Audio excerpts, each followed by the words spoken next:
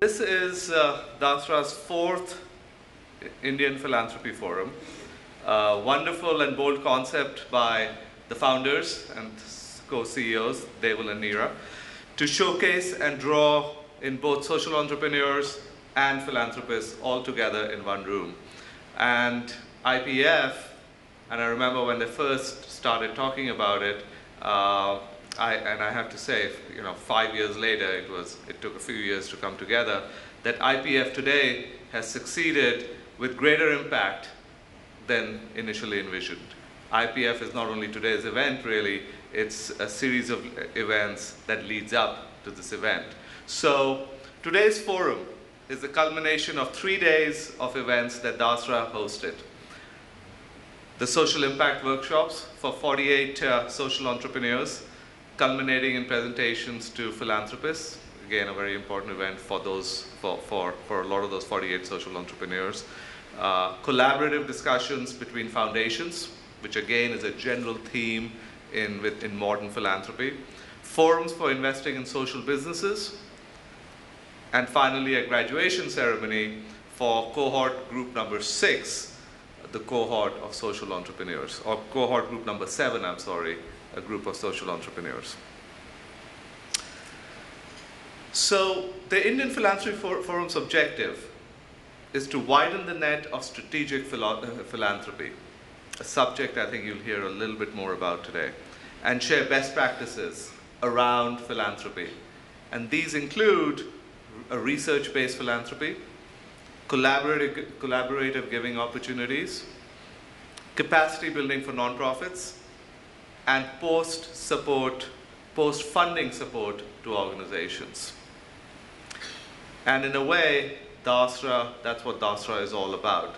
Those 4 key points of connectivity and drive in the philanthropic world. So our country's development problems are well documented and well known. I won't go much into that. Suffice it to say that the bottom 20% of our population here in India is the poorest in the world. Poorer, very soberingly, poorer than sub-Saharan Africa. And sustained economic growth of the type that we in India have experienced over the last 15 years. So sustained economic growth combined with good policy, and I emphasize good policy making, will of course, and always does, goes a long way in lifting people out of the tragedy of poverty. And with that, it provides skills to more and more people. It provides skills that make people more productive. It makes them productive to the economy, productive contributions, then in turn powers more economic growth and more opportunities for everyone. But there is a big role for the private sector in philanthropy to make an impact here. There's a big role in the private sector, individuals, foundations, corporations, to play in this. And indeed, it is happening in India today. With 3 million NGOs registered in India, India does not lack organizations with a mission of social impact. There are some great models that work very well out there. But most are too small and not ambitious enough. What we lack is, number 1, capital formation in this area, the ability to create and draw on pools of capital, and number 2, the know-how, ability, and ambition to build large, scalable social impact organizations. So the economic growth I talked about earlier is creating enormous wealth in India. And this wealth itself has the ability and the know-how to deliver both. It has the know-how to deliver the capital formation that is so essential to philanthropy and to social impact. It has the experience of big business. It has the experience to build infrastructure required for large businesses, and therefore to scale out philanthropy. And it has the ambition to make things big and scaled and impactful. And the good news is that that is exactly what is starting to happen today. But it's a long, winding, and challenging road ahead. And it's not only about giving as a responsibility to greater good, as espoused by Mahatma Gandhi and his philosophy of his theory of trusteeship. Very importantly, to make this work and to make it sustainable and make it grow and make it scalable, it's also good for business. And that mindset has to enter this group of wealthy corporations, individuals, and foundations. It is good for their other businesses as well. It creates more talent, it creates productivity, it creates a bigger market, it creates more purchasing power in the economy, it creates more productivity, greater economic growth, more opportunity for all rich and poor. So Dasra recently did a study that was rolled out actually into the days leading up to the IPF, beyond philanthropy, towards a collaborative approach in India. And I want to pick up on a few salient points of the report. India has a long and storied history of giving, but family, philanthropy, and business were always considered symbiotic.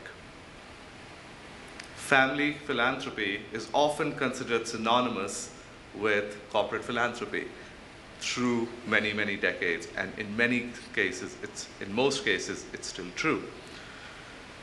So through the turn of the 20th century, early 1900s, late 1800s, these activities were focused on social welfare causes, mainly through donations to institutions, creation of schools, hospitals, and temples in the name of the donors, in the name of the families. But it also came and carried with them long-term financial obligations to fund these institutions that were being built. The next phase, from the early 20th century to approximately the 1960s, was influenced by Mahatma Gandhi's theory of trusteeship and citizens' responsibilities. And during that time, the encouraged issues were women's empowerment, rural development, abolishment of untouchability, and other critical reforms that broadly were in tune with a growing, inclusive, independent nation. From 1960 to the 80s, with the increased role of the state in a command and control economy that India became, the role of the private sector in advancing causes in the nation decreased substantially. For example, today the PSUs have unspent and unutilized CSR funds, and there remains significant need for capacity building with these PSUs. They need to be taught how to deploy these funds for CSR productively. These funds are segregated, just not deployed properly. Today, India has changed over the last 15, 20 years. Liberalization and growth has come in. It's a new phase of our economy. We hope it's the early stage. So therefore, we are now in phase 4, closer to the developed country model, with the creation of family and corporate foundations and CSR, a focus on sustainability of giving and sustainability of impact. So in 2010, the top 10 philanthropy commitments, and these include foreign commitments, added up to a staggering $2.5 billion US. Dasra estimates that corporate giving in India totals $1.5 billion, which is a 5 times increase since 2006. So that's all good news. We're heading in the right direction. But Indian foundations, barring a few high-profile have yet to achieve a high level of professionalism and strategic foresight.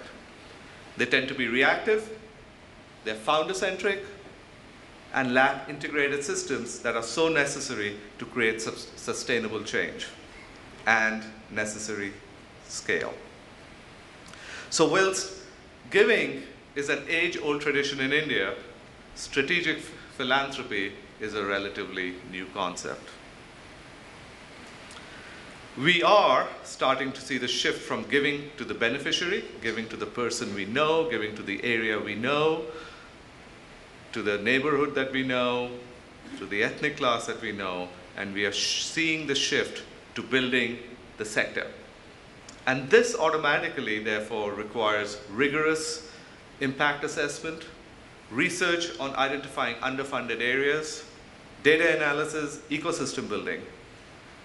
And if you think about it, this is no different than running a sophisticated for-profit business, except these are social impact enterprises, which have different measures of success. And just like most businesses, we need the same ingredients. We need a boldness of vision, we need innovation of models, building of scale. We are a large country after all. We have to think about scale with impact, taking risks on models and high aspirations. We must accept that there will be successes and failures as well. But unlike other businesses, there needs to be openness. There needs to be open forums, open dialogue, data sharing, best practices, replicable models. The power to influence peers cannot be underestimated. So Dasra has been a key innovator for many, many years, and we hope that Dasra will play an even bigger role in developing and growing philanthropy in India. Dasra has played a big role in attracting foreign capital into different underserved sectors in India that it has identified, has brought first-time Indian entrepreneurs and philanthropists into its giving circles, and has helped create capacity with this DSI vertical. So I've been involved in Dasra for 6 to 7 years, and Dasra has come a long way. It's existed for about more than double that time, and it's come probably 14, 15 years, but and it has come a long way even in the last 6, 7 years that I've been involved with them. And the list of accomplishments, even this year, just in the last 12 months, is too long to walk through. But highly respected organizations have endorsed it in different ways. So organizations like Omidyar, Rockefeller Foundation, Vodafone, Mahindra Spark, USAID, Kiowa Trust have all put their faith and trust in Dasra, which is a great, great endorsement on the model and what they're doing in this space today in India.